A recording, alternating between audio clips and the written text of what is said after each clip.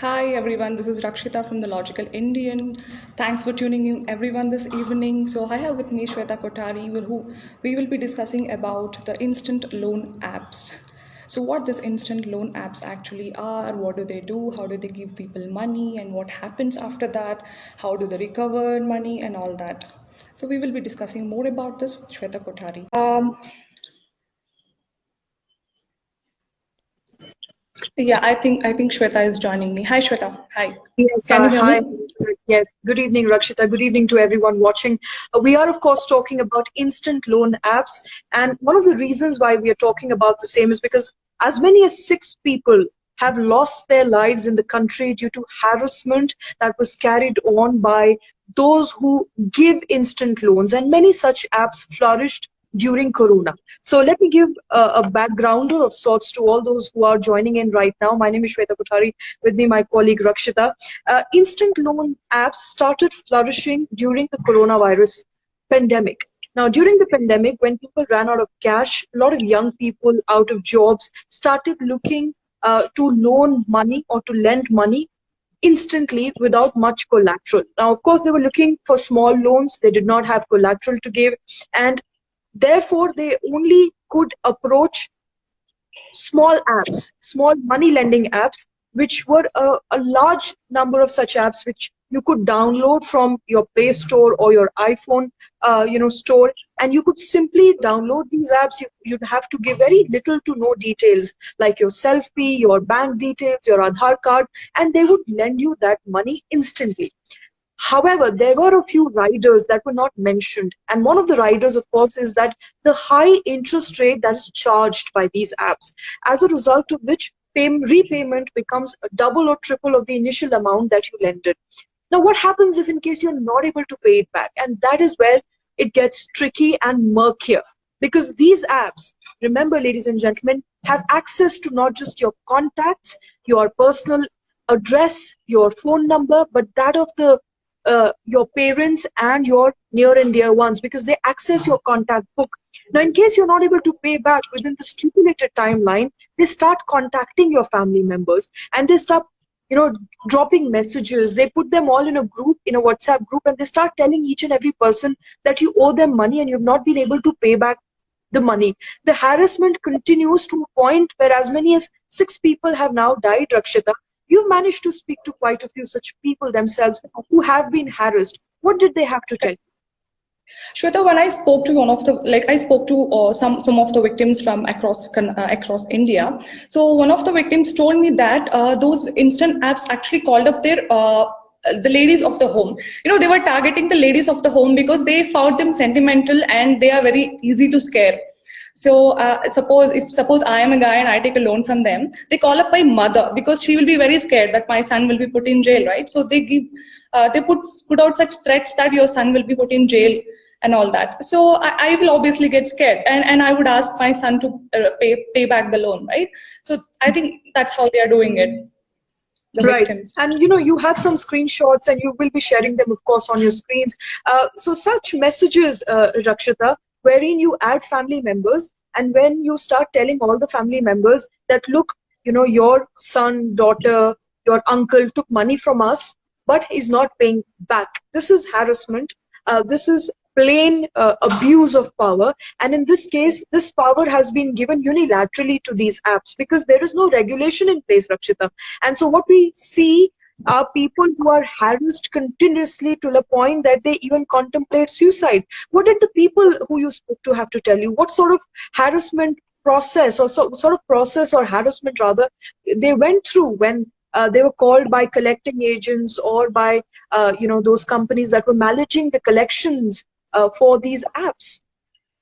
Yeah, so Shweta, these apps actually easily lend out money without any collateral. So they give it to anybody. So to give you an example, one of the minors from Tamil Nadu has actually sought a loan from one of these apps. So that guy's parents were called up and they were threatened that your son will be put in jail and all that. So I want to understand one thing here. How would they lend a loan to a student who cannot even repay? See, but if he's a student, obviously he's not working, he'll not have money. If he needs money, he has to get it from the parents, right? So and I heard from him that he was given the loan just he got the loan just through his college ID card without any other ID proofs or like Aadhaar or driving license or anything. So he could easily get loans with the help of his college ID. I mean, how disgusting is that? I mean, people do. I don't know what to say. I understand, as a reporter who spoke to so many people, you must have had to listen to all the emotions that they faced, Rakshita. But Yeah. let me stick to the important points in hand and important objections that have been raised by multiple people that you have spoken to. First, of course, is that there is no due diligence done by these apps. They don't really ask for much details, much in the way of collateral. So people like students who have really no way to pay back are also given money with the hope that they will obviously be borrowing it from their near and dear ones and be repaying back. This, of course, highlights that there is no caution, there is no disclaimer here that if you are not able to pay back the money, this is what's going Yeah. to happen. So there is no caution that is put out in front of you when you are initially lended money, and you are of the belief that I'm being given this money with the hope that I can pay back whenever I want, but the time period to pay back the loan is also very, very small, Rakshita. Yeah, yeah, and the time gap is just 7 days to 15 days, the tenure. So if you don't pay it back within 7 days, they start threatening you, saying that they will send messages to your parents and relatives over WhatsApp. So that has happened. It has happened to the most educated people also. So one of my colleagues, she's also a journalist from Bangalore. So even she has faced the same thing. Her sister had taken a loan from one of the apps, and she started getting calls. Um, even the thing is, these people getting calls even after paying back. So you pay the loan back, but still you get the recovery calls. I don't understand this. Is this a kind of torture, or what is this? I don't know. Of course, this is the harassment that one is going through on a daily basis. Let me quickly recap that for our viewers before we move on. Small time lending apps are now mushrooming on internet, from where you can borrow money at a very nominal time without any collateral at a very high interest rate, and you have to pay that money back within a week to 10 days to 15 days. If you're not able to do so, these apps, ladies and gentlemen, can access your contact details, your selfie, your address. They will start harassing you. They'll start harassing your family members. They target female family members because they realize that women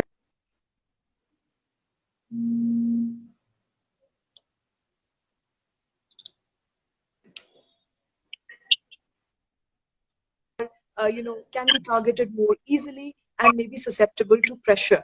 And many such people who have been harassed, as many as 6 of them have now uh, committed suicide, few in Telangana, few in Tamil Nadu, one in Delhi.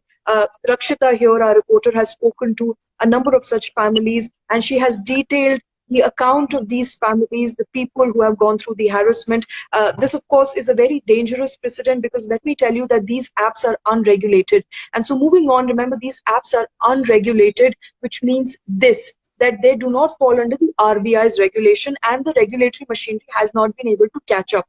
What is the demand, Rakshita, of the family members who are harassed? What are they asking of the government? Because let's, tell our viewers that Telangana government has acted on it, and as many as 158 such apps have been pulled down from Google Play, because the Telangana government requested Google to pull down these apps. And many people have also been arrested. However, what is it that the people want? What is it that the victims want at this point? What are they expecting from the government? So Shweta, so one of the victims that I spoke to, actually, he started a campaign on Facebook saying ban online apps. So some people actually want the apps to be banned, while some need to be regulated. Some want them to be regulated. So yeah, so I think the RBI's regulation is a must for all these kinds of apps. So that's yeah, overall what I could hear from the victims. We will be platforms. We will not be allowing your installation if you do not put out disclaimers on the timeline, on the kind of procedure that you go through while recovering that money. All of those, and along with financial knowledge, the knowledge of what happens if in case I'm not able to pay back, what sort of recovery process am I entitled to, what can the app do. All of that knowledge obviously will have to be put out in the public domain for people to be careful before, like, if I name one such app is, I suppose, Paisa Bazaar, where which is lending money at this point in time. So before money is taken from any of these apps, I understand that it's important for the government to act at the earliest, and it's also important for people to be careful right now before more lives are lost to the harassment that is ensued after the recovery process starts. Thanks very much, Rakshita. Thanks very much, everyone, for watching. Thank you, Shweta. Yeah, thank you, everyone.